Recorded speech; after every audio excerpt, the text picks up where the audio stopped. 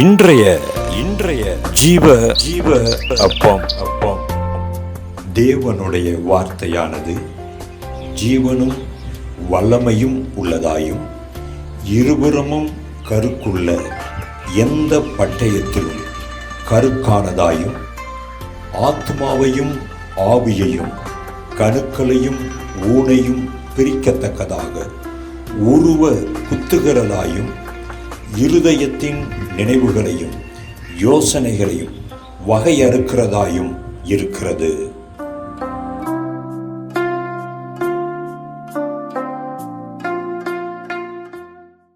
தேவனுக்கு மகிமை உண்டாவதாக.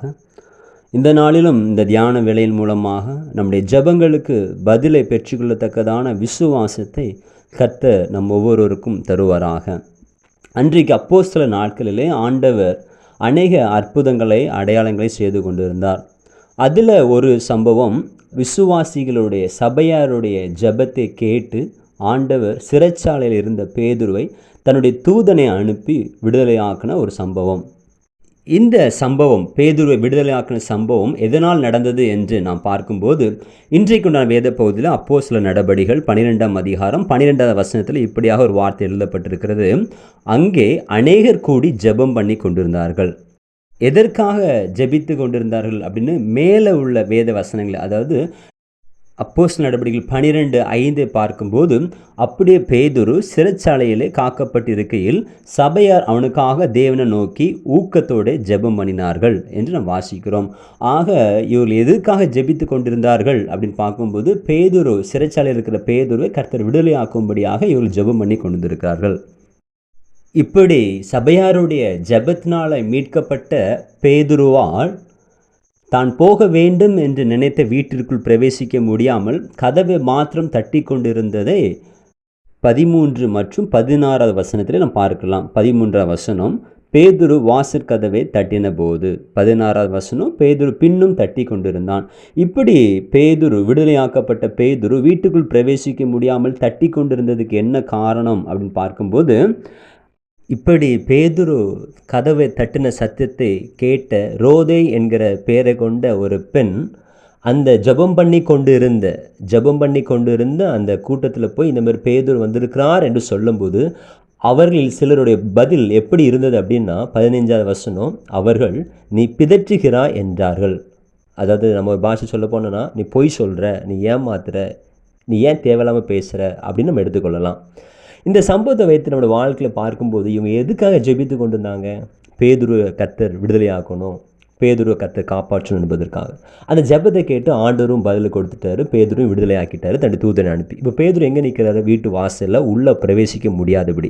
எதனால் பிரவேசிக்க முடியாதபடி இருக்கிறான்னா, இவர்களுடைய ஜெபத்தில் இவர்களுக்கு நம்பிக்கை இல்லை. மறுபடியும் சொல்கிறேன், இவருடைய ஜெபத்தை கேட்டு கர்த்தர் பேதுரு விடுதலையாக்கினார் என்கிற விசுவாசம் இவர்களுக்கே இல்லை. அதனால தான் சொல்கிறாங்க, நீ பிதர்ச்சிக்கிற, நீ பொய் சொல்கிற, பேதுரு ஒன்றும் வரலை அப்படிங்கிறாங்க. இந்த வார்த்தை அவங்க எங்கே வச்சு சொல்கிறாங்க? அந்த ஜெபம் பண்ணி கொண்டிருந்த அந்த இடத்துல வச்சு, அந்த வீட்டுக்குள்ளே வச்சே சொல்கிறாங்க. இன்றைக்கு இந்த சம்பவத்தை வைத்து நம்முடைய வாழ்க்கையும் பார்க்கும்போது, நாமளும் கர்த்தர் நோக்கி அநேக காரியங்களுக்காக ஊக்கத்தோடு ஜெபிக்கிறோம். கர்த்தர் விடுதலை ஆக்கணும், கர்த்தர் விடுதலை கொடுக்கணும், கர்த்தர் சுகத்தை கொடுக்கணும், கர்த்தர் பதிலை தரணும், கர்த்தர் இந்த ஆசீர்வாதத்தை தரணும் அப்படின்னு சொல்லி அநேக காரியங்களுக்காக நாம் தேவன் நோக்கி ஜெபிச்சுட்ருக்குறோம். ஆனால் இந்த ஜெபத்துக்கெல்லாம் பதில் எதன் அடிப்படையில் தெரியுமா வருது? நம்முடைய விசுவாசத்தின் அடிப்படையில் தான். ஜெபத்தின் அடிப்படையில் கிடையாது.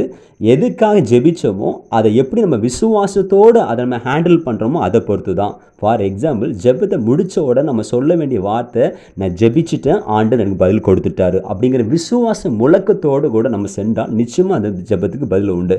மாறாக நம்ம எப்படி போகிறோம் அப்படின்னா, நான் ஜெபிச்சுட்டு இருக்கிறேன், நான் ப்ரேயரில் வச்சுருக்கிறேன், நான் ஆண்டுகிட்ட ஜெபிச்சிருக்கிறேன், பார்க்கலாம் என்ன நடக்குதுன்னு பார்க்கலாம், இப்படிப்பட்ட ஒரு அவிவிசுவாசமான, அவங்க சொல்கிற மாதிரி பிதற்றுகிற வார்த்தையை தான் சொல்லிகிட்டு இருக்கிறோம். அவங்களே சொல்கிறாங்க, பிதற்றுகிற, அதான் நீ போய் சொல்கிற, இப்படிப்பட்ட வார்த்தையில் நம்ம பேசிகிட்டு இருக்கிறோம். இன்றைக்கி ஜெபம் முடிஞ்ச உடனே தெய்வ சமூகத்தில் அந்த வீட்டுக்குள்ளே வச்சு.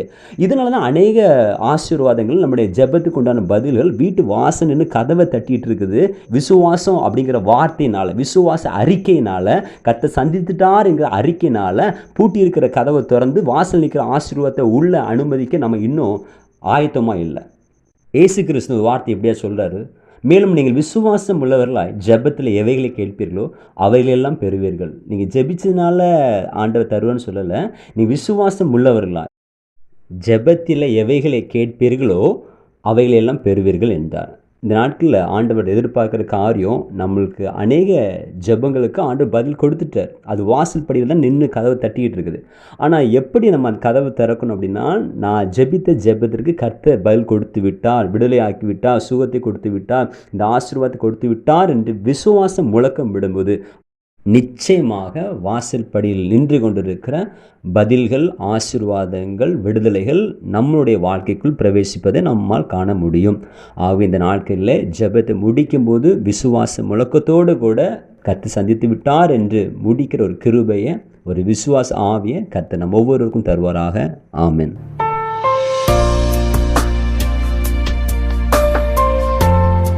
என் வாசலில் நின்று கொண்டு கதவை தட்டி கொண்டிருக்கிற எல்லா ஜெபத்திற்குண்டான பதிலை இன்று நான் பெற்றுக்கொள்ள கர்த்தர் என் ஜெபத்திற்கு பதில் கொடுத்து விட்டார், என்னை ஆசீர்வதித்து விட்டார் என்கிற விசுவாச அறிக்கை இன்று எனக்கு தேவை.